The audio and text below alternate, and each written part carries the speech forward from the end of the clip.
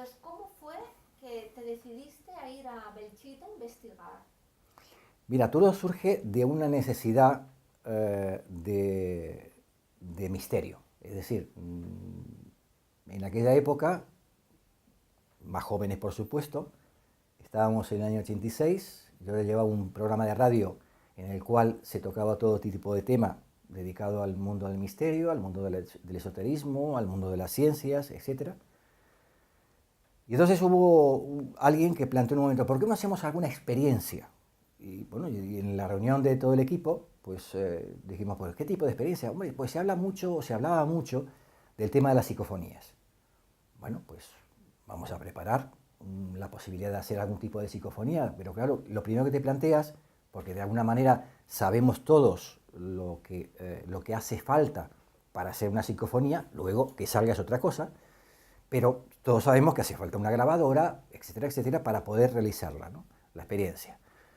Pero lo importante es decir, bueno, ¿pero dónde la hacemos? ¿En la casa de uno? ¿En un cementerio? ¿En un monasterio? ¿Dónde lo hacemos? Entonces yo recordaba que había investigaciones realizadas por muchas personas a lo largo de la historia, en donde teóricamente decían que en lugares donde había acontecido algo históricamente fuerte, emocionalmente fuerte, pues parece que cabía más la posibilidad de obtener un resultado positivo. Entonces, hurgando la historia de Aragón, ya que estaba en Zaragoza, y hombre, pues vamos a remontarnos a la época de la Guerra Civil, y claro, cerca de Zaragoza tenemos el pueblo de Belchite, donde históricamente ha ocurrido algo que, como siempre digo, ojalá no vuelva a ocurrir nunca más, un enfrentamiento militar, un enfrentamiento entre hermanos, un enfrentamiento en definitiva, que llevó al sufrimiento de miles y miles de personas, con la pérdida también de miles de personas en la contienda. Entonces, planteo, digo, vamos a Belchite a hacer este tipo de experiencia. Y entonces, por eso, obtuvimos, ya que teníamos en ese momento el apoyo logístico del Heraldo de Aragón, a través de Radio Heraldo, que era un poco pues tener material técnico adecuado, en buenas condiciones, para realizar ese tipo de experiencia. Y bueno, nos desplazamos a Belchite por primera vez, fuimos ahí a hurgar entre las ruinas, empezamos a averiguar qué sitio era el más adecuado. También es importante saber que cuando fuimos nosotros hicimos un poco de un recorrido, quizás desde el punto de vista mental o psicológico o intuitivo, y decidimos hacerlo todo en la iglesia de San Martín. Da la casualidad, entre comillas, o causalidad, que en ese sitio en concreto es donde de alguna manera se concentró a lo largo de la historia mucho del mayor sufrimiento que hubo en la época de la Guerra Civil en el pueblo de Belchite. Colocamos los aparatos, estuvimos toda la noche ahí, desde aproximadamente las 12 de la noche hasta las 7 de la madrugada, constantemente poniendo cintas, las grabaciones. Escuchar nosotros en el lugar no escuchamos absolutamente nada. Lo que sí ocurrieron algunas situaciones bastante difíciles de explicar, inclusive a nivel emocional, con algunos de los integrantes del equipo, equipo de colaboradores al cual le tengo un gran cariño, porque unas personas fantásticas, que estábamos también todos enloquecidos en aquella época con la búsqueda de respuestas, que siempre buscamos en este mundo del misterio, respuestas, ¿no? Pues hubo situaciones realmente todo en una persona que tenía cierto grado de sensibilidad especial a nivel mental, de pasarlo muy mal durante la noche, porque hubo un momento que quizás hasta se produjo una histeria fuerte que hubo que controlar a través de hipnosis sobre la persona, mejor dicho, de sofronización sobre la persona, porque comenzó a sentir y a ver que estábamos rodeados de personas con armas. Claro, contarlo así resulta un poco banal o anecdótico, pero si nos remontamos a los años 80, en el pueblo viejo de Belchite, lugar donde ya impone de por sí el sitio, donde ves la destrucción que se produjo ahí, si te transportas un poco a esa época, las bombas que caían, la metralla que caía, que las calles eran alfombras de cadáveres, donde los vecinos para cubrirse de la metralla tenían que saltar o pisar por encima de cadáveres para pasar de una casa a otra. Es decir, un contexto histórico realmente dramático, que una persona o que un grupo de personas estuviésemos ahí por primera vez en los años 80, alejados del mundanal ruido, en semejante pueblo, destruido, con ese ambiente, noche de luna llena, de luna nueva, donde la oscuridad era total.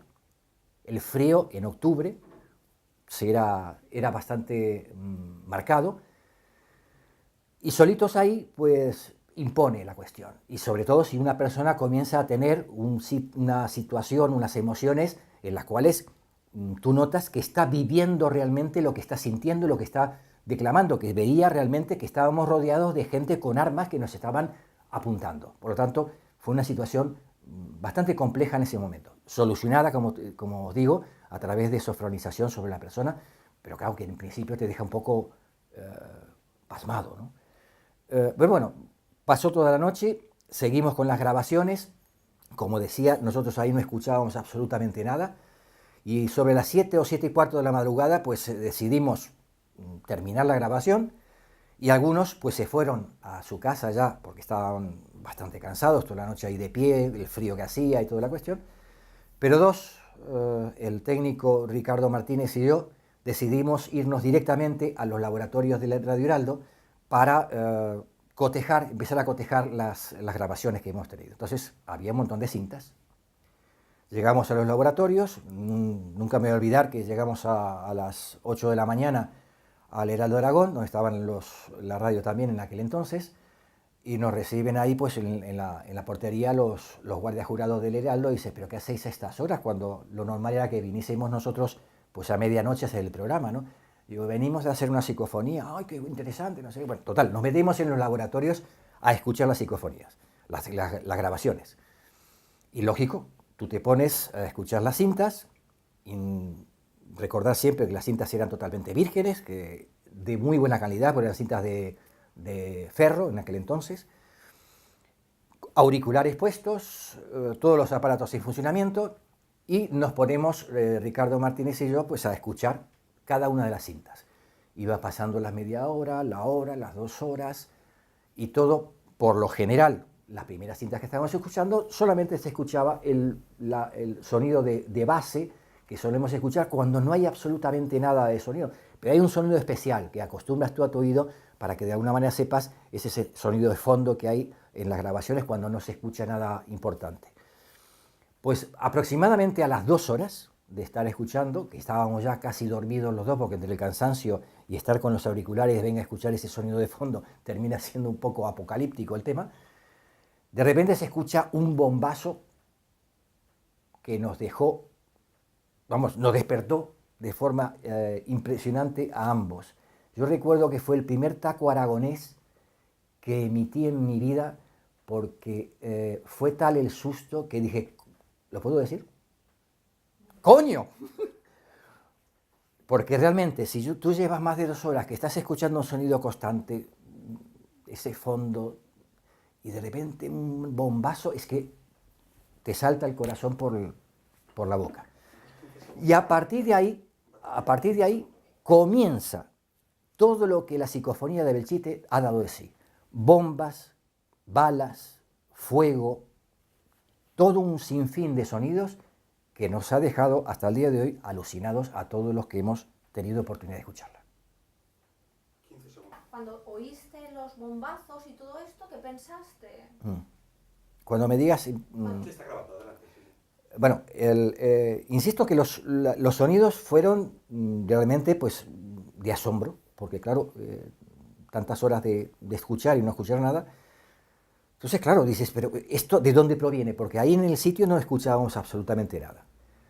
Bueno, pues inmediatamente Ricardo Martínez y yo comenzamos a hacer una selección de los sonidos, ya que la cinta original, que aún la tengo, a partir de ese momento que comenzó el primer sonido de un bombazo tremendo, que ahora os explicaré por qué lo del bombazo y por qué me confirmaron que eso era una bomba clara, echada en aquel entonces, hubo más de hora y media de sonidos constantes, de bombas, de tiros, de fuego, de cosas que se caían, etcétera, etcétera. Total, fue tal el asombro por parte nuestra que inmediatamente le dije yo, Ricardo, vamos a seleccionar aquí los sonidos porque no podemos estar pasando por radio en el programa todo, porque sería ya un programa solamente de sonidos. Vamos a seleccionar sonidos y vamos a invitar a gente a un programa en especial, un programa en directo, por la noche, en el cual vengan como invitados personas que conozcan de artillería, de aviación, de la historia. Entonces hicimos un programa especial donde vinieron militares de aviación y del ejército de tierra. Y lo maravilloso fue que cuando escuchaban ellos en directo en el programa los sonidos que aparecían, de los distintos sonidos que aparecían, ellos confirmaban claramente que esos sonidos eran propios de, uno, bombas con el sonido seco, o mejor dicho, el sonido sordo que hace una bomba cuando cae en tierra y explosiona. Bombas que en aquel entonces se tiraban desde un avión a mano.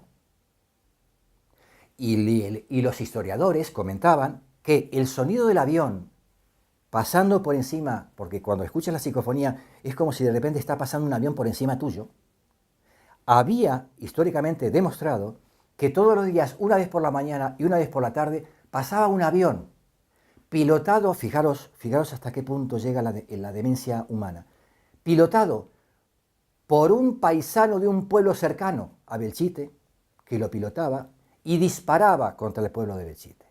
Eso es un dato histórico que desde luego a cualquiera le puede crear cierta confusión en el mundo que vivíamos entonces, o lo que se vive en una guerra, ¿no? Que los propios hermanos o los vecinos se estén masacrando de esa manera.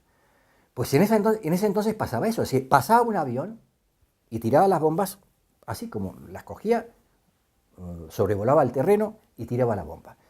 Los sonidos se ven claramente que son de bomba, pero lo más gracioso, lo más importante, es que el sonido del avión, tanto los militares de aviación como los militares de tierra, lo identificaron en el sonido como el típico motor de avión de pistón que había en aquella época, que no lo hay ahora. Es más, toda la zona de Belchite no es zona de vuelo aéreo. Es decir, no entra en la cabeza que de repente pasase un avión en el año 86 por esa zona, porque no es carretera, no sé si le llaman vía o carretera aérea, para que pasen aviones por ahí. Por lo tanto, ese sonido no solamente se cumplimenta al sonido de motor de avión que había en los años 30, sino que además el sitio en cuestión no es lo normal que pase ningún avión. Durante la transmisión del programa, que en aquel entonces teníamos la suerte de que teníamos mucha audiencia, comenzó a llamar la gente. Y entre las llamadas telefónicas en directo hubo varias muy conmovedoras. Sobre todo recuerdo la de una mujer muy mayor, que nos llamó diciendo que ella había vivido la guerra de Belchite. Y decía, por teléfono, y yo creo que esto lo tenemos grabado, tengo que buscar la cinta, está grabado, esta mujer decía, entre sollozos, mientras nos llamaba por teléfono, que cuando estaba escuchando la psicofonía, se estaba remontando a revivir toda aquella época. Y nos contó historias, como la que te comenté hace un momento, que lamentablemente los muertos eran muchos y que de una casa a otra tenían que pasar pisando alfombra de cadáveres. Es decir, la psicofonía provocó una especie de reconocimiento a un pueblo y al hecho gravoso de una contienda que Dios quiera nunca se vuelva a repetir nunca, ni aquí ni en ninguna parte. Ojalá. Los sonidos quizás rompieron también otro esquema, que es que por lo general siempre se ha hablado de psicofonías en las cuales aparecen voces. En este caso aparecían cacofonías.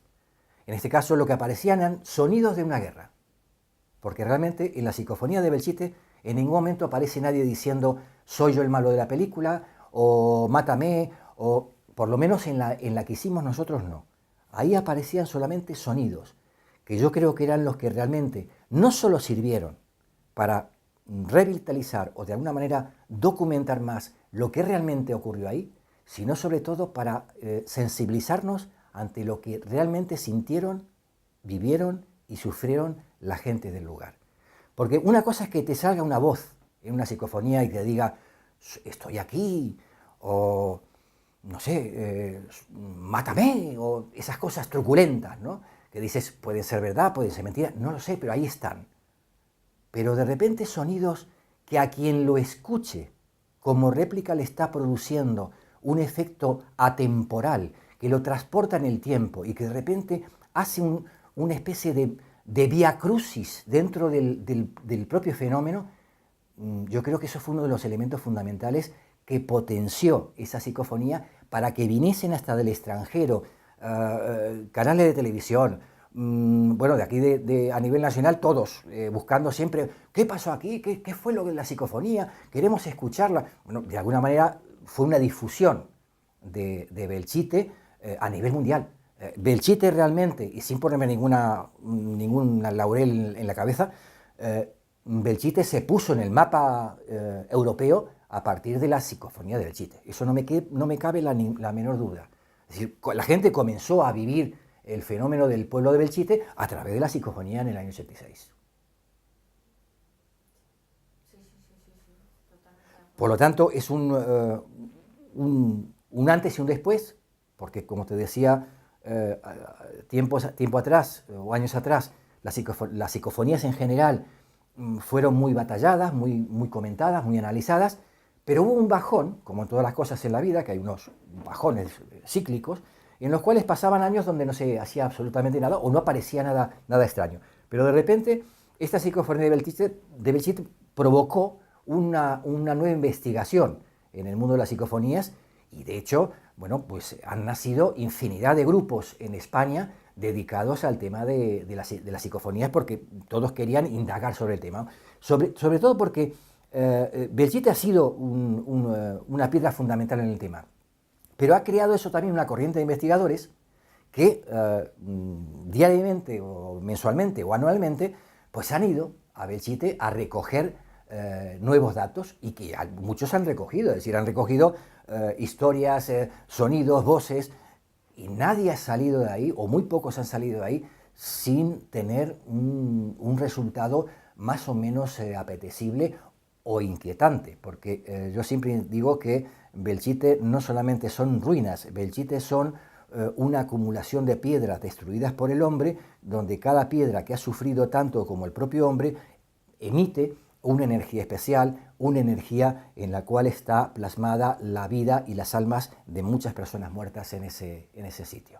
Por lo tanto, es un lugar al cual pues, las mentes pensantes de la época quisieron dejar ahí como recuerdo, cosa que me parece interesante. Nos ha permitido eso reconocer la bajeza del propio ser humano a través de las contiendas bélicas, pero también al mismo tiempo nos hace reflexionar sobre nuestra propia vida actual, porque Belchite era un pueblo en una región altamente de un estado económico muy alto.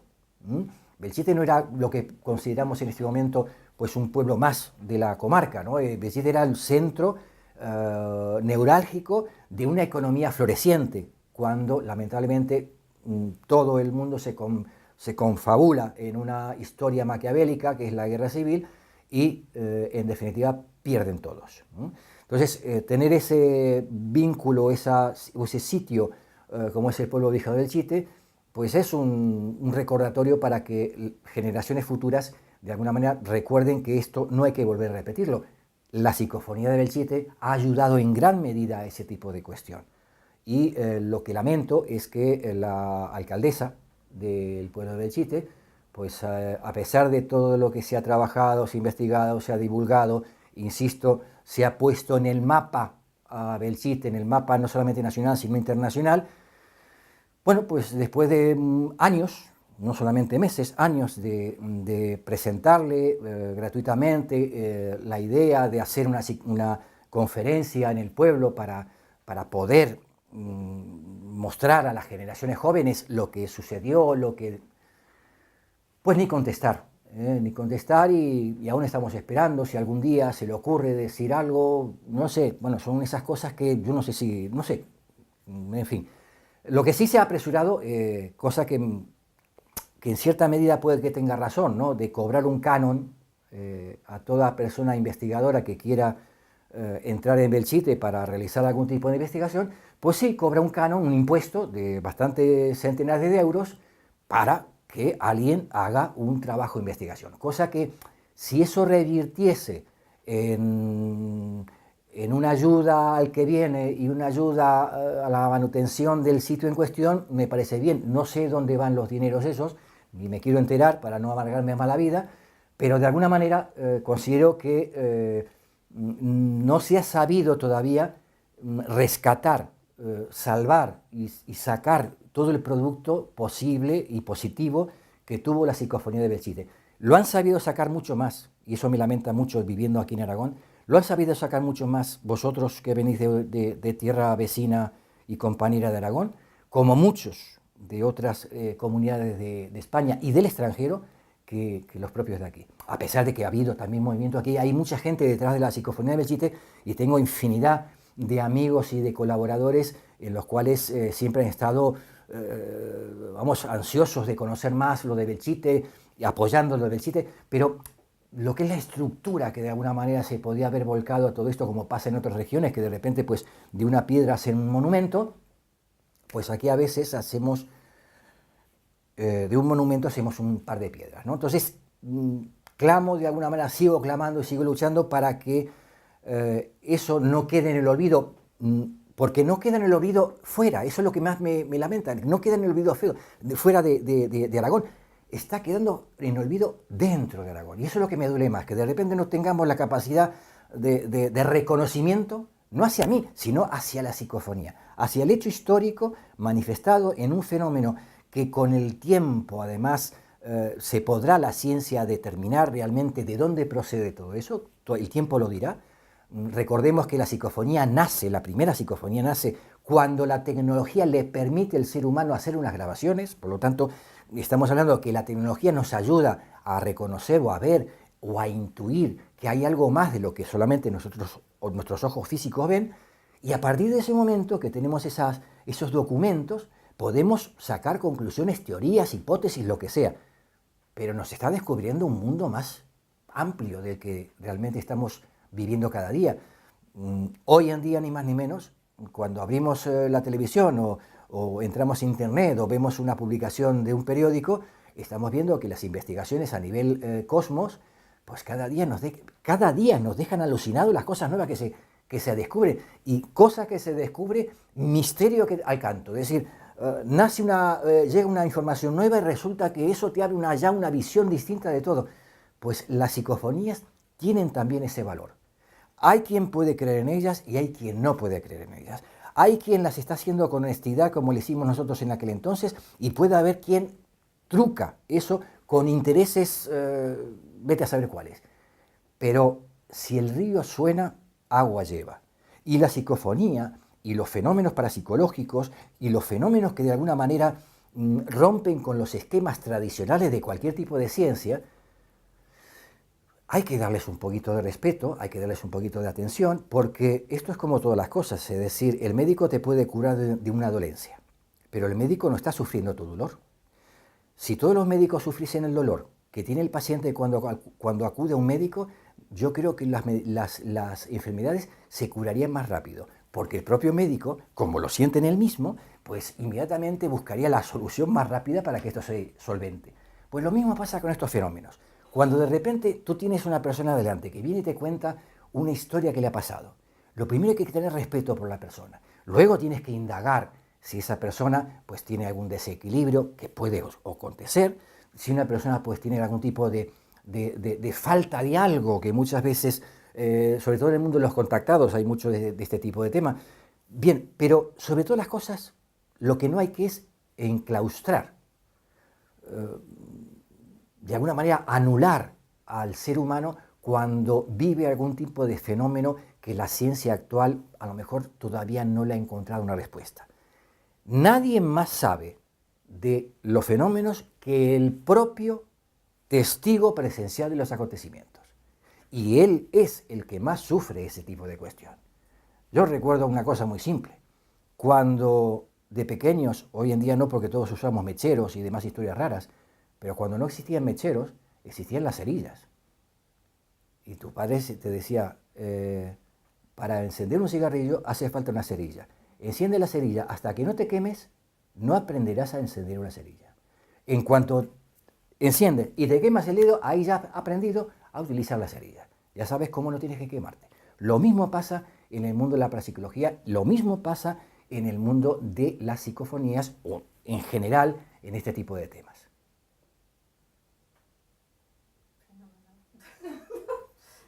Fenómeno. Entonces, ya, una frase última. ¿Tú crees que en Belchite existe algo? Bien. Una frase rápida. No, no te preocupes. Estamos grabando ya, ¿no? Sí, sí, sí. Ah. Sí. En todo sitio donde ha ocurrido algo, algo hay. No, me voy a explicar mejor. Los fenómenos parapsicológicos nacen con el propio hombre en general. Es decir, si no hay una mente pensante, no hay fenómeno parapsicológico porque no hay una mente que reaccione al fenómeno en cuestión. Pero que en Belchite existe más, teóricamente o técnicamente, dicen que en los lugares donde ha acontecido algo, resulta que ahí es más fácil captar. Bien, también ha habido gente que ha ido a Belchite y no ha captado nada. Yo siempre recomiendo una cosa, que las psicofonías se hagan en el sitio que sea, pero que se hagan en luna nueva, en luna que no se ve en el cielo. Es decir, la luna que cambia, la que tenemos hoy. Hoy tenemos luna nueva. Es la luna que propicia un mayor acercamiento mental. Es la luna que propicia, por los campos electromagnéticos que genera en la Tierra, la luna que propicia el intercambio psíquico en las personas. Es una luna que propicia, por ejemplo, que cuando tú vas al campo, la naturaleza esté más tranquila. Porque, por ejemplo, si tú vas a cazar por la noche, o recorrer el campo por la noche, o por el día inclusive, si hay luna llena, está todo mucho más convulso, todo mucho más movido. Pero si vas con luna nueva, está todo más tranquilo. Esto ayuda a que las psicofonías se manifiesten. Eso es una técnica que la comento porque la he investigado a través de muchos años. Y estudiando las épocas, fechas en las cuales se han hecho psicofonías y hemos obtenido resultados, luna nueva es la más favorable para hacerlas. ¿Que podemos hacer psicofonías en cualquier sitio? Sí. Lo que pasa es que si tú vas a un sitio donde, por ejemplo, el de Belchite en concreto, como he hecho en otros sitios, en donde tú puedes tener un documento de la historia del lugar, es mucho más fácil para asociar lo que has obtenido con lo que ha ocurrido en el lugar. Pero, por ejemplo, yo he hecho psicofonías donde han aparecido voces o sonidos extraños en una casa particular.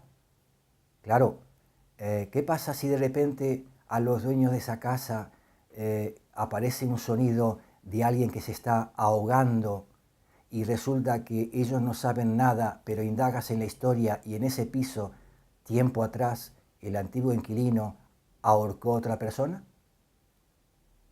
El tema es complicado.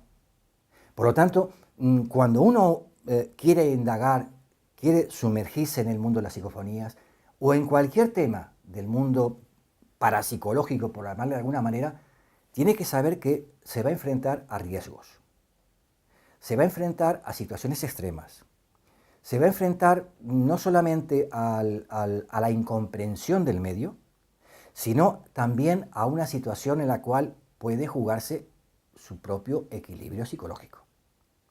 Llámese psicofonías, llámese Ouija, llámese experiencias paranormales de muchos tipos. Los temas son muy delicados.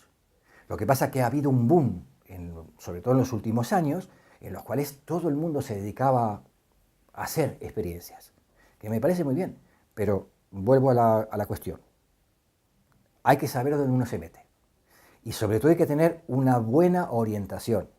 Sebastián Darboux, por ejemplo, ha hecho a lo largo de toda su vida una buena historia y una buena documentación para que la gente esté clarificada de los riesgos de una cosa, de los riesgos de otra, y sobre todo llevar siempre a la mesa del laboratorio los estudios bien realizados, como muchos investigadores. Pero no hay tantos. Es decir, aquí parece que las cosas nacen como setas, ¿no? Y no es así. Es decir, el investigador nato es el que se mete en la investigación. La primera ley de cualquier científico es la observación. El científico oficial, tiene la suerte que, además de estar oficializado, pues tiene todos los medios en su laboratorio para recrear e investigar fenómenos. El parapsicólogo se tiene que buscar la vida. Y el parapsicólogo, para poder adentrarse a tener un cierto caudal de información y al mismo tiempo tener un elemento de juicio y al mismo tiempo poder vertir algún tipo de información al resto de las personas, tiene que involucrarse en el tema. La introspección del investigador sobre los fenómenos parapsicológicos es fundamental, pero con los riesgos que conlleva. Por lo tanto, cuando tú te dedicas a un tema de parapsicología, cuando tú te dedicas a un tema de astrología, cuando tú te dedicas a un tema de investigación, obligatoriamente tienes que saber desde un principio que gran parte de tus elementos normales de la vida corriente que todo el mundo vive, los tienes que desechar, los tienes que aparcar para poder brindarte a ese tipo de investigación. Y a partir de ahí, entonces tú eres tu propio laboratorio, que eso es lo importante en parapsicología. Porque trabajar de forma intelectual es muy fácil. Esto es como cuando se decía en la época de J.J. Benítez y los ufólogos, se hablaba de los ufólogos de salón, recordarás, que siguen existiendo. O sea, el ufólogo que de repente se pone a hablar de la ufología, pero desde su casa o de... No, señores, vamos a meternos en el ajo y vamos a jugárnosla para que de esa manera tengamos la capacidad suficiente y la autoseguridad de cuando hablas o das una versión, hacerla creíble a la persona que te escucha. Por eso es importante el investigador, la observación, el escuchar al testigo, el respetar sobre todo las cosas que le pasan a la gente. Porque si empezamos con que, usted lo que tiene es una... No, usted lo que tiene es que está pasando por una situación la cual hay que investigar. Y los fenómenos parapsicológicos son mucho más amplios de los que normalmente nos cuentan. Los fenómenos parapsicológicos le ocurren a montones de personas. Si realmente, y yo por experiencia en años, si realmente un día la gente se quitase las máscaras, los temores y los prejuicios, nos quedaríamos asombrados de la cantidad de gente que anónimamente viene y te cuenta sus historias y sus experiencias. Y estamos hablando no solamente de gente que dice, no, que estos son gente de poca preparación. No, yo estoy hablando no solamente de la gente de poca preparación. Estamos hablando de gente de mucha preparación, pero porque vivimos una hipócrita sociedad en la cual la imagen es muy importante y de repente me pueden confundir de una cosa a la otra. Sin embargo, día tras día se está viendo que personajes famosos van comentando fenómenos que le están pasando. Y la parapsicología es uno de las herramientas fundamentales, siempre que sea bien llevada, para poder dar respuestas a las personas. Lo mismo que la astrología, lo mismo que la hipnosis, es decir, son elementos que nuestra sociedad necesita para dar respuestas, porque todos necesitamos respuestas. A todas las cosas que nosotros nos rodean, si hay algo que nos ponen delante nuestro y no tiene un nombre, no la bautizamos de alguna manera, ya es un enemigo nuestro. Nosotros tenemos que tener en nuestra existencia siempre conocimiento y raciocinio sobre todo lo que nos rodea. Pues si hablamos siempre en el mundo de la parapsicología, como en la filosofía, de que hay que conocer el mundo interior, pues en nuestro mundo interior también hay que darle un nombre, hay que darle una situación. Pero eso implica, como decía antes, un trabajo, no solamente individual, sino un trabajo global en el cual tenemos que adentrarnos a sabiendas que hay muchas cosas que hay que aparcar, que hay que de alguna manera saber que se van a arriesgar en este tipo de fenómenos.